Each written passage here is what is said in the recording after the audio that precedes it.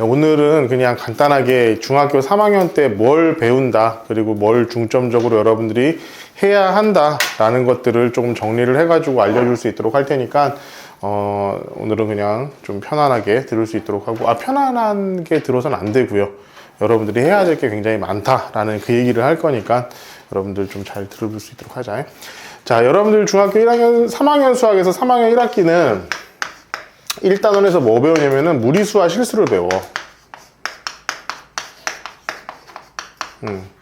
자, 여러분들 여기서 이제 제곱근이라든가 이런 것들을 배우게 될 텐데, 여러분들 내가 중학교 1학년부터 계속 이제 중학 2학년 1학기, 1학년 1학기 때 처음에 그려주는 그 도표를 여러분들 혹시 기억을 하고 있는지 모르겠는데 한번 잘 떠올려 보자, 한번. 자, 우리 흔히 얘기하는 정수라는 게 있어. 정수는 몇 가지로 나눌 수 있니? 기억이 나나? 기억을 하고 계셔야 될 거예요. 정수라는 것은 양의 정수, 그리고 음의 정수, 이렇게 세 개로 나뉘어. 기억하죠? 기억나지? 자, 양의 정수는 우리가 흔히 뭐라고도 부르지? 자연수라고도 부릅니다. 자연수. 이 자연수는 또 세 가지로 나누는데 이거 기억해? 뭐죠? 1과 소수와 합성수로 나뉘죠. 자, 기억을 더듬읍시다. 자, 1이라는 녀석이 있고, 소수는 뭐야? 약수로 1과 자기 자신만 갖는 녀석이고, 소수가 아닌 모든 녀석은 다 합성수다 라고 배웠습니다. 기억을 하셔야 돼요. 그리고 정수가 있고, 이게 밑에 또 뭐가 있어? 정수가 아닌 유리수, 이런 녀석이 있지? 그지? 여러분들 이거 2학년 1학기 때 배웠던 거잖아. 정수가 아닌 유리수, 이거 기본적으로는 보통 뭐야? 우리가 흔히 뭐라고 부르지? 분수라고 부르죠, 분수. 그러니까 분수의 형태로 나타날 수 있으면 우리는 얘는 뭐냐면은 이거 토탈 해가지고 유리수거든. 자, 분수의 형태로 나타낼 수 있는 모든 수는 우리 뭐라고 하냐면 유리수라고 불러, 유리수라고. 유리수라고 부르고, 자, 유리수 중에 유리수가 아니에요. 숫자 중에 유리수가 아닌 녀석이 있어. 그럼 뭐라고 부르지? 무리수를 불러. 그지? 자, 정수가 아닌 유리수, 이 분수 중에 여러분들 좀 특징적인 게 하나가 있죠. 그게 뭐죠? 여러분들이 배웠던 거? 순환소수죠.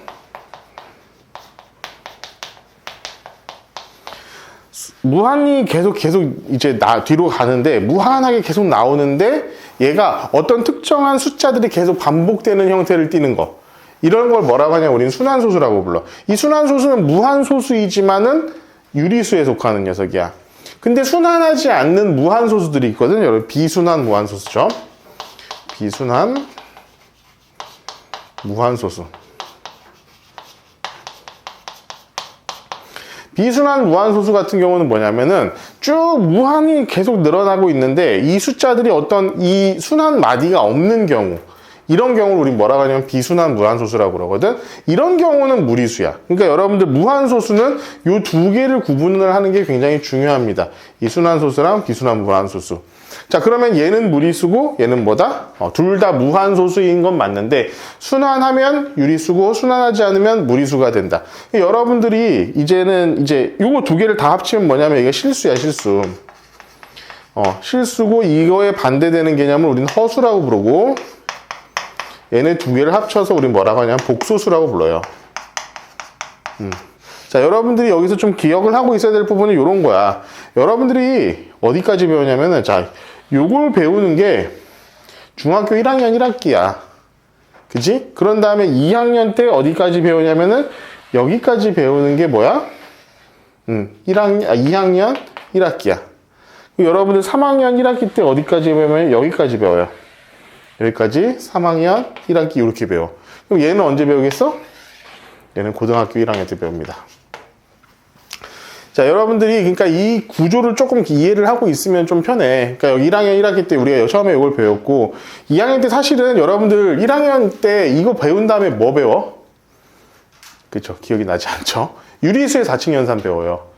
유리수를 어떤 식으로 더하고 빼고 곱하고 나누고 할 것인가. 그렇게 할 때 일단 유리수라는 거에 대해서 우리가 간단하게 학습은 했었단 말이야. 그런데 여기서 이 유리수 중에서 가장 특수한 경우, 뭐? 순환소수.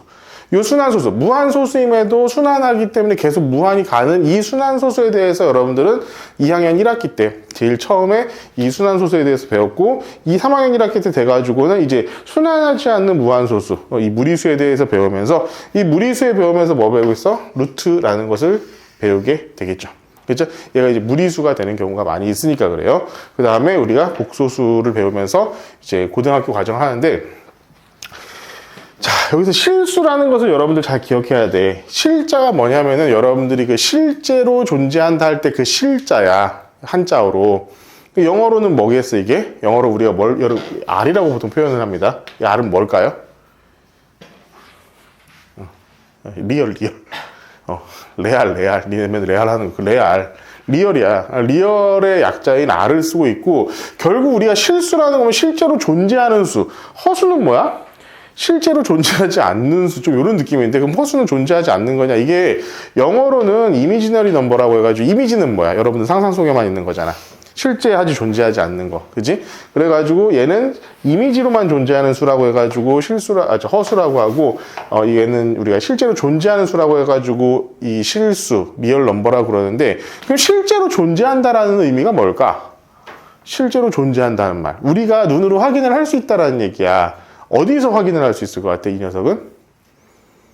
여러분들이 지금 뭐 이제 수도 없이 많이 그리게 될 좌표 평면에 있는 모든 수치들은 다 실수입니다. 근데 좌표 평면들은 어떻게 생각해야 돼, 여러분들? 좌표 평면은 어떻게 생겼어? 이렇게 생겼죠?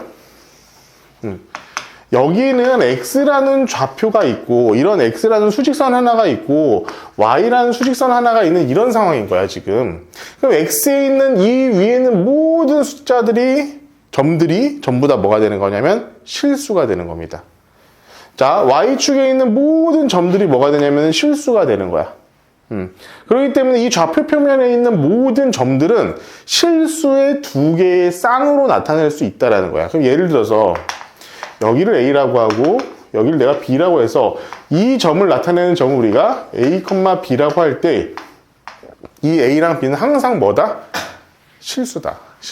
그럼 여러분들은 고등학교를 졸업할 때까지 복소평면 이런 것들을 배우지 않아요. 그러니까 이런 것들이 배우지 않는다는 거야. 그러니까 여러분들이 이제 다루게 될 수는, 그러니까 고등학교 가서도 얘는 그냥 이런 숫자가 있어 라는 거 정도로 배우는 거지 깊이 있게 다루진 않아요. 그냥 단순하게 이런 게 있어 하고 넘어가지. 계산 이렇게 하는 거야 정도로.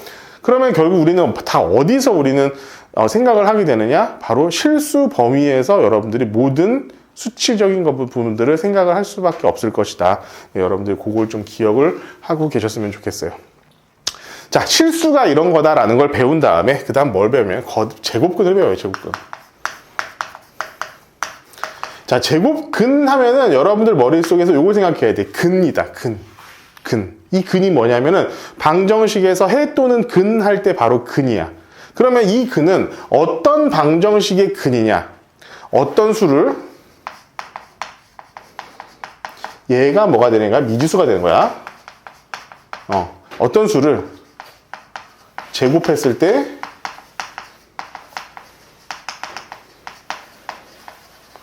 A가 나온다면은, 어떤 수를 제곱했을 때 A가 나온다면은, 이걸 우리가 뭐라고 해? 방정식으로 표현하면은, 자, 미지수잖아, 어떤 수는. 어떤 수의 제곱을 했을 때 A가 나오게끔 하는 숫자를 뭐라고 하냐면은, 우리는 제곱근이라고 한다고. 이 머릿속으로 이 개념을 정확하게 제곱하면 저 숫자가 나오는 거예요. 이렇게 생각하지 말고, 결국 얘는 어떤 제곱근이라는 것은 한마디로 그냥 어떤 숫자야, 숫자. 얘가 어떤 숫자야. 이 숫자는 뭐냐면은 어떤 숫자라고? 제곱했을 때 A가 나오는 숫자라고. 어떤 수를 제곱했을 때 A가 나와야 돼. 이 A가 뭐가 될지 모르겠지만 어쨌든 제곱했을 때 얘가 나와야 돼. 그럼 예를 들어서 A라는 녀석이 2라고 한다면은, 다시 우리가 아는 숫자 4라고 한다면은 어떤 숫자의 제곱이 4라니까? 그럼 뭐야? 이 어떤 숫자는 될 수 있는 숫자가 2 또는 마이너스 2 이렇게 되겠지. 이런 것들을 지금부터 다루겠다는 거야. 요거를 배우고 나면은 나중에 여러분들 언제 고등학교 2학년 가가지고 대수에서 이것을 3제곱했을 때 A가 나오는 경우, 4제곱했을 때 A가 나오는 경우, 5제곱했을 때 A가 나오는 경우들에 대해서 배우게 될 거야. 일단 여기서 여러분들은 뭘 배우냐면 제곱했을 때 나오는 숫자. 그러니까 여러분들 어떤 제곱근이라는 개념은 머릿속으로 요 녀석을 떠올려야 됩니다. 다시 한번 여러분들 그 수업을 진행할 때 얘기를 해줄 거니까 여러분들 반드시 기억을 하고 있을 수 있도록 합시다. 자, 요 녀석 반드시 기억을 해둘 수 있도록 하세요. 자, 따라서 만약에 이렇게 되어 있으면 우리가 얘가 어떤 숫자를 제곱했을 때 나올 수 있는 굉장히 특정한 특이한 숫자잖아. 4나 9나 16이나 이런 것들은 그 제곱할 수 있는 숫자를 우리가 바로 이렇게 유출을 할 수 있는 굉장히 특이한 숫자니까 기억을 할 수 있는데 어떤 경우 예를 들어서 x의 제곱이 2가 나왔으면 좋겠어요. 이건 우리가 알 수 없는 숫자라는 거야. 어떤 숫자 제곱해가지고 2가 나오겠어? 이건 여러분들 1.414, 214 뭐 이렇게 나오는 그런 숫자예요. 그리고 그 숫자는 계속 무한히 되는 우리가 여기서 얘기하고 있는 무리수에 포함되는 그런 숫자다 이 얘기야. 자, 그러면은 얘의 제곱이 된다라고 한다는 것은 이 x는 뭐가 되는 거야? 항상 플러스 마이너스 이게 붙어야 돼. 루트 2. 자, 얘는 뭐야? 그러면은 새로운 숫자야. 루트 2라는 거는 마이너스 루트 2 플러스 루트 2라는 것은 그냥 새로운 숫자야. 그 숫자가 무슨 걸 의미하냐면은 얘를 제곱하면요 얘가 나온다 이 소리예요. 머릿속으로 여러분들 요걸 좀 기억을 하고 있을 필요가 있다는 거야. 그러니까 개념적으로 생각을 하고 있어야지 여러분들이 이걸 가지고 뭐 저렇게 나타나면 뭐 이렇게 된다 이런 식으로 생각을 하고 있지 말라고. 제곱해서 요 안쪽에 있는 숫자가 나오는 새로운 숫자라고 생각을 하시면 된다 이 얘기예요. 네, 여러분들 이건 반드시 잘 기억을 할 수 있도록 합시다. 여기서 이제 나오는 이 루트 같은 것들을 어떤 식으로 계산을 할 것이냐, 어떻게 우리가 활용을 할 것이냐 등등의 것들에 대해서 여러분들이 배우시게 될 겁니다. 그걸 배우게 되는 게 첫 번째 단원, 무리수와 실수 단원이 되겠습니다. 자, 두 번째 단원에서 우리 뭘 배울 거냐면은 곱셈 공식을 배울 거야. 그리고 인수분해를 배울 겁니다. 보통 여기까지 인수분해까지가 보통은 중간고사 시험 범위가 될 거야. 여기까지가 여러분들 중간고사 시험 범위가 될 텐데 곱셈 공식은 여러분들이 이전에 그 2학년 1학기 때 뭘 배우냐면 식의 계산에서 다항식의 연산 그렇지 이런 거 배웠지. 이런 걸 배웠는데 그때는 어떤 식으로만 배웠냐면은 어떤 단항식 하나하고 어떤 다항식의 곱 이런 것만 배웠어. 이거 어떻게 해야 돼? 얘랑 얘 곱해서 나타내고요. 얘랑 얘 곱하고 가운데를 더하기로 나타내면 된다. 우리 이렇게 배웠었지. 요거야 요거. 여러분들은 지금부터 뭘 배울 거냐면은 자 동그라미 곱하기 세모 더하기 동그라미 곱하기 네모. 자 요걸 배웠었는데 우리가 이렇게 된 거 말고 이제는 뭘 배울 거냐면은 얘도 다항식인 거. 그러니까 여러분들 앞에도 다항식이고 뒤에도 다항식인 거. 이를테면은 동그라미 더하기 세모, 네모 더하기 별 이런 것들을 배우게 될 거다 이 얘기야. 근데 얘는 우리가 그냥 간단하게 생각하면 돼. 얘가 그냥 하나의 문자라고 생각을 하면은 얘 곱하기 얘하고 얘 곱하기 얘를 먼저 해. 그러면 봐. 동그라미 더하기 세모 곱하기 네모 더하기 자 동그라미 더하기 세모 곱하기 별 우리가 이렇게 바꿀 수 있고 얘는 또 이제 얘잖아. 그러니까 얘를 이렇게 곱하고 이렇게 곱하고 이렇게 곱하고 이렇게 곱하고 해가지고 나오게 될 텐데 이것을 여러분들 그냥 좀 자동으로 좀 만들기 위해서 어떻게 여기서 이제 학습을 하느냐. 여기에 있는 항 하나 얘랑 곱하고 얘랑 곱하시고요. 여기에 있는 항 하나 얘랑 곱하고 얘랑 곱하는 방식으로 여러분들이 문제를 해결할 거예요. 지금 풀면 어떻게 돼? 동그라미 네모. 자, 동그라미 네모 나왔죠? 네모, 세모, 네모, 세모 나왔죠? 동그라미 별. 자, 동그라미 별 나왔고요. 세모, 별, 세모, 별. 이렇게 나왔잖아. 총 4개의 항이 이렇게 나올 수 있게끔 하는 게 이것이 여러분들 이제 곱셈 공식이고 곱셈 공식은 이렇게 여러 개 되어 있을 때 이것을 풀이해가지고 그냥 풀 수 있는, 전개할 수 있는 그런 녀석인데 중학교 과정에서 배우는 곱셈 공식은 진짜 몇 개 안 돼. 완전 제곱식에다 뭐 합차의 공식 정도만 배우게 되고 나머지 것들은 그냥 사실 그냥 이렇게 전개를 하는 게 훨씬 더 빠르니까 여러분들 그냥 이거는 어떻게 되겠어요? 연습의 문제입니다. 연습의 문제. 연습의 문제예요. 그러니까 항상 그래. 보면은 이렇게 1단원, 중학교 과정의 1학기 단원의 모든 단원들은 1단원이 조금 뭐냐면은 개념적인 부분들을 다뤄. 개념적인 부분. 그러니까 숫자의 개념적인 부분들에 대해서 다루고 2단원이나 3단원부터는 뭐 계속 연습, 훈련, 연습, 훈련, 연습, 훈련이야. 1학년 2학기 때 너네 뭐 배웠어? 유리수의 4층 연산 배웠어. 더하기 빼기. 연산 연습 엄청 했잖아. 그치? 그러니까 그렇게 했던 거랑 비슷하게 2학년 1학기 때는 시계 계산을 하면서 또 연습 많이 했고 부등식이나 연립방정식 하면서도 연습 많이 했잖아. 계산하는 연습. 자, 3학년 때도 2단원은 여기는 철저하게 훈련의 단원입니다. 얘네들은 훈련을 엄청나게 해야 돼.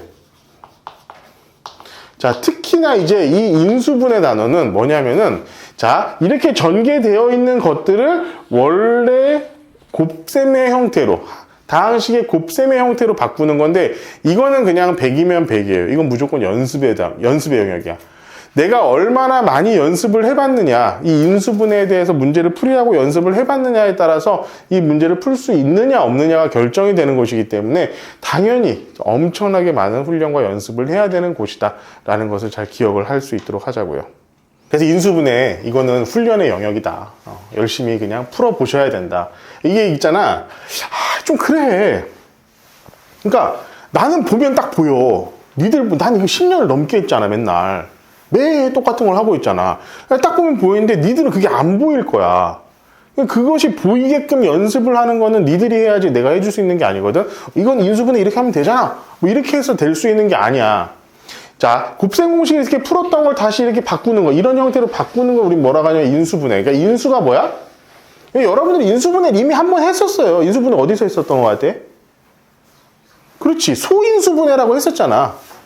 이거 하면서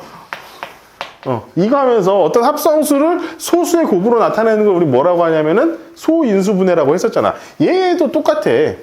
얘는 소수인 인수, 이 인수할 때 인자가 원인 할 때 인자야. 원인. 그러니까 원인이 되는 숫자로 나눠서 분해를 해라 이 얘기거든. 여기서 이 인수라는 것은 이런 숫자가 아니라 어떤 다항식, 이런 다항식이 곱셈의 형태로 나타나는 걸 전개한 게 인수분해이니까 곱셈 공식으로 해가지고 전개가 되어 있는 거니까 이 인수들, 곱셈의 형태로 되어 있다는 건 이것이 원인이 되는 수라고. 이걸 영어로 하면은 팩터링이야, 팩터링. 그러니까 팩터가 뭐냐면 요소잖아, 요소. 요소들로 나눈다라는 뜻이야. 요소들로 딱 우리가 곱셈이라는 것으로 나타내면, 곱셈은 뭐야? 하나의 숫자지. 그러니까 6이라는 숫자, 우리가 6이라는 숫자를 2 곱하기 3 이렇게 나타내자. 이게 소인수분해잖아. 그지? 그러니까 2와 3은 6의 뭐야? 인수야. 인수라고도 하고 여기서는 뭐라고도 하지? 약수. 약수. 그러니까 얘는 인수라는 것은 결국에는 약수야. 그러니까 어떤 다항식의 약수들의 곱으로 나타내는 것을 우리는 뭐라고 하냐면 인수분해라고 하는 거야. 근데 이 인수분해는 정말 중요합니다. 이 인수분해가 왜 중요할까요? 인수분해가 중요한 이유, 여러분들. 맞추면 줄 것이 없다. 맞춰도 줄 것이 없다. 그럼 맞추진 않겠네요. 자, 그러면 뭐냐. 자, 인수분해에서 우리가 좀 중요하게 생각해야 돼. 인수분해가 왜 중요하냐면은 이거야. 우리가 2차 방정식을 풀 거란 말이에요, 여러분들. 2차 방정식을 풀 건데, 자, 인수분해라면 이렇게 두 개, 여기에 x, 여기에 x가 있으면 x의 2차식이 나오겠지? 그죠? 그럼 예를 들면은, 자, x의 제곱 플러스, 자, 4x 플러스 3이라고 한번 더 볼게. 얘 같은 경우는 x 플러스 3, x 플러스 1 이렇게 인수분해가 되거든. 자, 여기에서 이렇게 바뀌었을 때 가장 중요한 차이점이 뭐가 될까? 얘는 2차식인데 얘는 1차식 두 개로 나뉘어졌다는 거야. 이게 핵심이야, 인수분해는. 왜 그러냐 하면 2차식의 차수를 우리가 낮췄다라는 개념이 제일 중요해. 왜 그러냐면 2차식은 풀기가 힘들어요. 귀찮아 풀기가. 근데 여러분들 1차식은 풀기가 되게 쉽잖아. 그지? 그러니까 얘가 0이라고 하고 얘가 0이라고 했을 때 얘가 0인 걸 우리가 어떻게 구하냐면 x에다 숫자 집어넣고 이렇게 하면 되는데 얘가 0이 되려면 어떻게 돼? 얘가 0이거나 아니면 얘가 0이거나 둘 중에 하나가 0이면 0일 거 아니야. 그렇지? 그렇기 때문에 x가 마이너스 3이거나 x가 마이너스 1이면 뭐가 돼? 얘가 0이 되는 거야. 그럼 여기에 이 2차 방정식의 두 근은 뭐가 되냐면 마이너스 1과 마이너스 3 우리가 이렇게 바꿔가지고 문제를 풀이할 수 있다라는 게 핵심이에요. 여러분들 중요한 거는 이렇게 차수가 우리가 낮아질 수 있다. 차수가 낮아지기 때문에 다른 2차 방정식이나 2차 함수를 풀 때 굉장히 유용한 방식이 될 것이다. 여러분들 이걸 잘 기억을 하고 계셔야 되고 당연히 인수분해는 연습을 엄청나게 많이 해봐야 될 겁니다. 여러분들한테 그걸 계속 시킬 것이고요. 자, 그렇게 배우면은 여기서 이제 배웠던 여기서 지금 방금 했었던 2차 방정식을 배울 거야.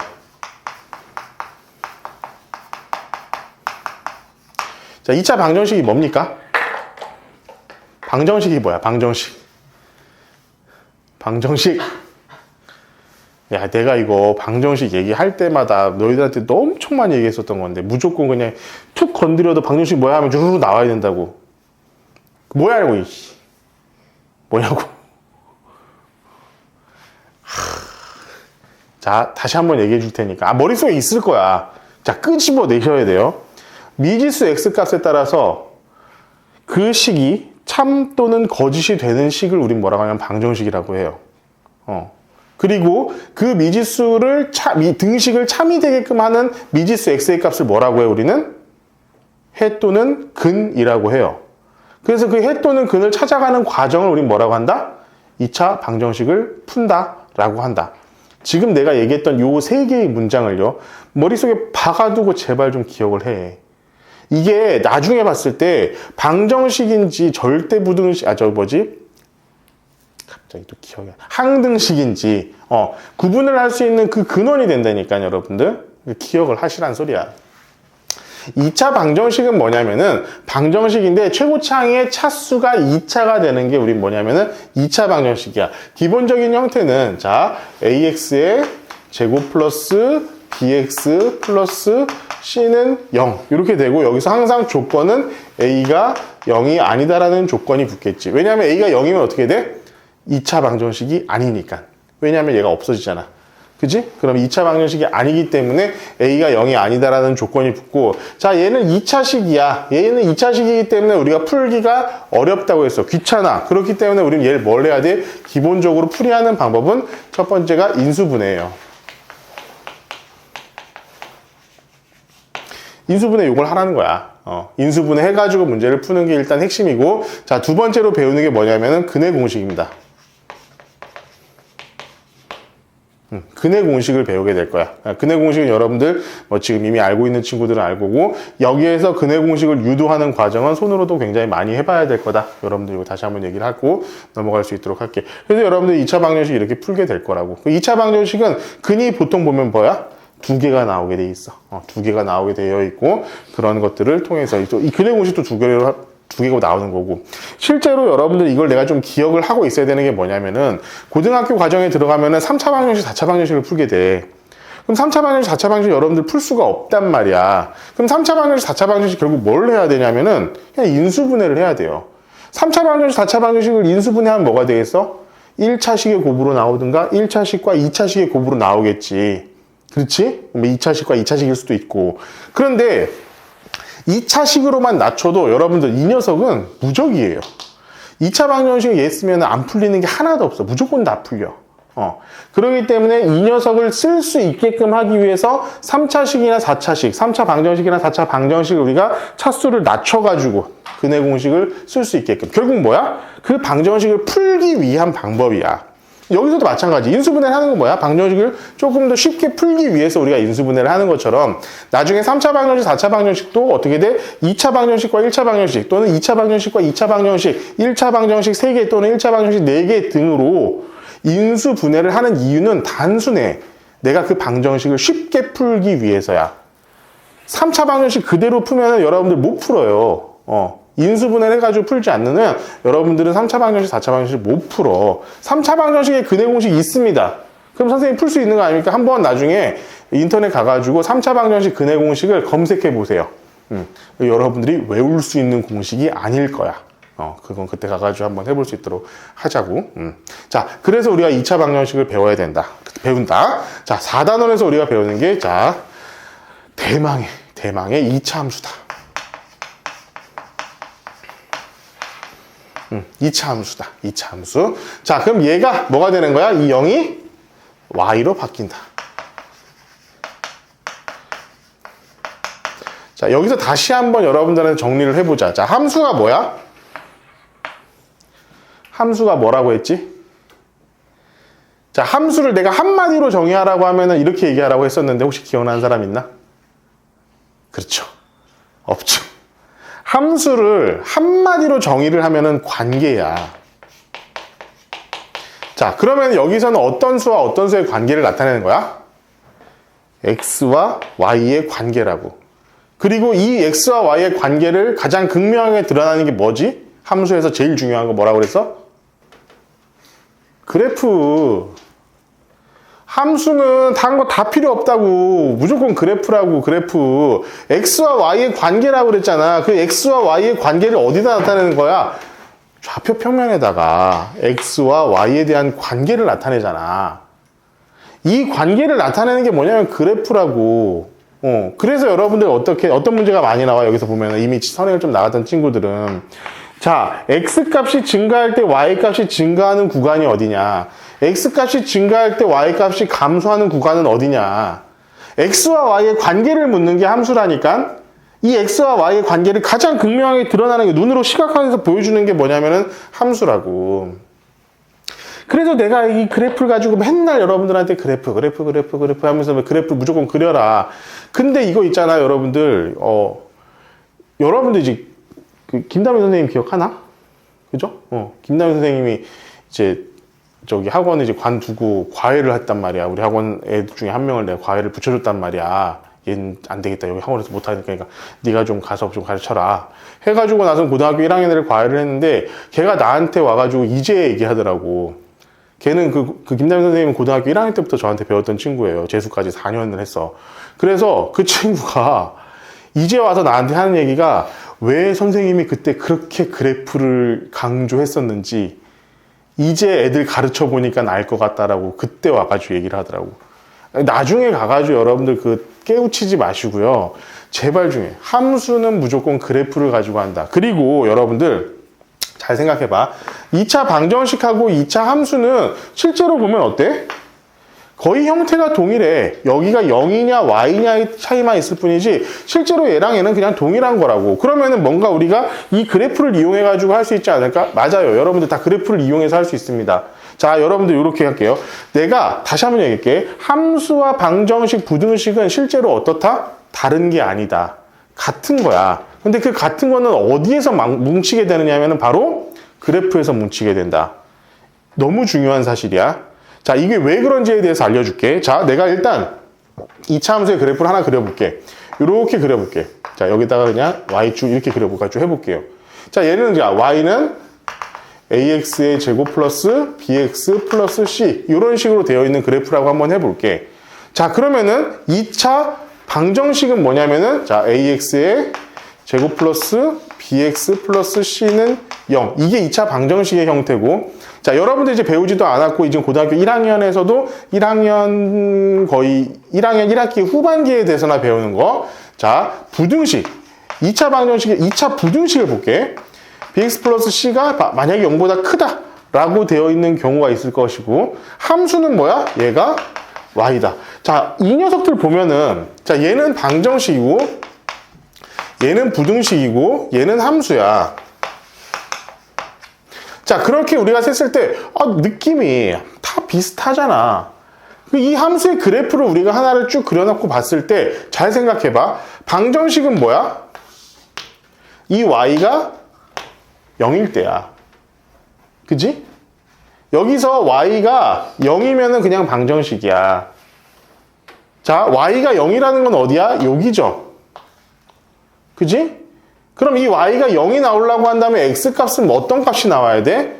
이 값이랑 이 값이 나와야 돼. 그렇겠지? 이 x에다가 얘를 내가 알파라고 하고 얘를 내가 베타라고 한다면은 이 x라는 자리에다가 알파를 집어넣으면 0이 나오는 거잖아. 이 x라는 자리에다가 베타를 집어넣어도 0이 나오는 거잖아. 그렇지? 그렇잖아. 그렇지? 그렇잖아. 그러면은 이 방정식을 풀면은 이 x 값이 뭐가 나오는 거야? x축과 만나는 두 점이 뭐가 되냐면은 근이 되는 거야. 해가 되는 거라고. 알겠어? 이거 진짜 중요한 거야. 그리고 봐봐. 야, 부등식도 야 별거 없어. 봐봐. 얘가 0보다 크대. 얘는 뭐야? y야. y가 0보다 커야 된대. y가 0보다 크려면 요 위에 있는 녀석이잖아. 요 위에 있는 녀석들이라고. 지금 위에 있는 녀석은 뭐야? 이런 녀석이라니까. 그러면은 이 함수에다가 어떤 값을, 어떤 x값을 집어넣어야지 이 y값이 0보다 큰 녀석이 나올 것이냐 그 얘기잖아. 이 녀석은. 이 x에다가 어떤 값을 집어넣어야지 0보다 큰 값이 나올 것이냐 이 얘기거든. 0보다 큰 값이 나올 것이냐. 여기야 여기. 그러면 x값은 알파보다 작거나 베타보다 크거나 이렇게 되는 거야. 마찬가지로 얘가 0보다 작다라고 한다면은 어디야? 여기잖아. 여기잖아. 그러니까 알파에서 베타 사이에 있는 수치가 나와야 된다 이 얘기야. 이게 2차 부등식이야. 이게 고등학교 때 배우는 거거든. 근데 애들 이 그래프를 정확하게 이해를 못하고 문제를 푸니까 이건 뭐지? 0보다 작으면은 뭐 이렇게 되고 0보다 크면 이렇게 되고 그러면 틀려요, 여러분들. 왜 그러냐면은 2차 함수가 이런 식으로만 그려지나? 아니잖아. 이렇게 그려지면 어떻게 될 건데? 이때는 어떻게 돼? 0보다 큰 지점이 여기서부터 여기까지가 될 거 아니야. 0보다 작은 지점이 여기서부터 여기까지가 될 거 아니야. 그치? 그러니까 여러분들 그래프를 이해하지 않고, 그래프를 그리지 않고 문제를 풀잖아? 큰일 난다. 수학을 그냥 못하는 애가 되는 거야. 못하는 애가 되는 거. 여러분들 이 2차 함수 할 때 내가 계속 그래프에 대해서 엄청나게 강조를 할 거고 이 그래프에 있는 요 하나하나의 점들이 어떤 거? x와 y 값을 요 수식에 만족하는 녀석이다라는 얘기를 엄청나게 자주 하게 될 거야. 네, 그런 것들을 여러분들이 잘 깨우쳐 나가야지 여러분들이 2차 방정식, 2차 함수를 반드시 잘 할 수가 있게 될 것이다. 여러분들이 중학교 3학년 1학기 동안 이렇게 쭉 배울 내용이에요. 자, 3학년 1학기는 개인적으로 생각했을 때 여러분들의 앞으로의 고등학교 생활을 결정지을 수 있는 단원들이야. 여러분들 고등학교 올라가자마자 바로 뭐 하냐면은 다항식의 연산, 곱셈공식, 인수분해부터 다시 시작해요. 그런 다음에 복소수 배우고 2차 방정식, 2차 함수를 그대로 다시 시작해. 여기에서 선생님이 가르쳐 줄 때 뭐까지 가르쳐 줄 거냐면은 고등학교에서 배우는 그런 내용들까지도 다 가르쳐 줄 거야. 여러분들 이제 교육 과정에서 나오지 않는 뭐 근과 계수와의 관계 이런 것들까지도 전부 다 가르쳐 주면서 진행을 할 거니까 여러분들은 그 과정을 중등 교육 과정을 넘어서는 거네요. 일단 헛소리하지 마시고요. 여러분들은 그냥 내가 가르쳐 주는 방식대로 여러분들이 잘 배울 수 있도록 해라. 잘 기억을 하시기 바랍니다. 여러분 3학년 2학기는요. 진짜 할 게 없어. 3학년 2학기는 요즘 진짜 너무, 왜냐면 너희들 좀 그런 것도 있어. 너희들 그거 알지? 3학년 2학기는 3학년만 중간고사 되게 일찍 치르는 거. 그러니까 여러분들 성적 산출을 마무리를 해야 돼가지고 3학년 2학기 같은 경우는 굉장히 성적 산출을 좀 일찍 해. 그러니까 중간고사를 일찍, 아니지. 기말고사를 일찍 봐. 어떤 학교들은 보면은 중간고사를 아예 안 봐버리고 그냥 기말고사 한 번으로 퉁치는 경우도 되게 많이 있어. 그게 보통 한 11월 정도야. 11월 정도에 기말고사를 보고 끝내. 근데 그때가 이제 보통 수능하고 겹쳐요. 수능 보는 그 시점쯤에 여러분들 성적 산출을 위해서 그때 아마 기말고사를 보게 되는데 3학년 2학기도 일단 그냥 간단하게 볼게. 자, 첫 번째 단어는 뭘 배우냐면 삼각비를 배워. 사인, 코사인, 탄젠트 이런 것들을 배우게 되는데 이게 사실은 조금 뭐랄까 너무 작게 배운다고 해야 되나? 나중에 이제 여러분들 이제 고등학교 2학년 가면은 대수라는 과목에서 이걸 조금 더 깊이 있게 다루거든? 이제 그렇게 배워야지 사실 맞지. 그냥 이 삼각비를 배우는, 이 단원에서 배우는 방식은 조금 그냥 이런 게 있다라는 거 정도로 그냥 마무리가 되기 때문에 여기서는 그냥 너무 어렵지 않게 갈 겁니다. 그냥 쭉 넘어갈 거야. 자, 두 번째를 뭘 볼 거냐면 원에 대해서 봐요. 원의 여러 가지 성질에 대해 원의 성질이야. 자, 원의 여러 가지 성질에 대해서 배울 건데 2학기 단원에서 얘가 굉장히 중요합니다. 자, 여러분들 중학교 2학년 2학기 때는 내가 다른 거는 이거 뭐 따로 이렇게 풀지 않아도 2학기는 내가 전부 다 교재를 풀잖아. 닮음 이런 거 할 때 했잖아. 전부 다 교재를 전부 다 풀었었잖아.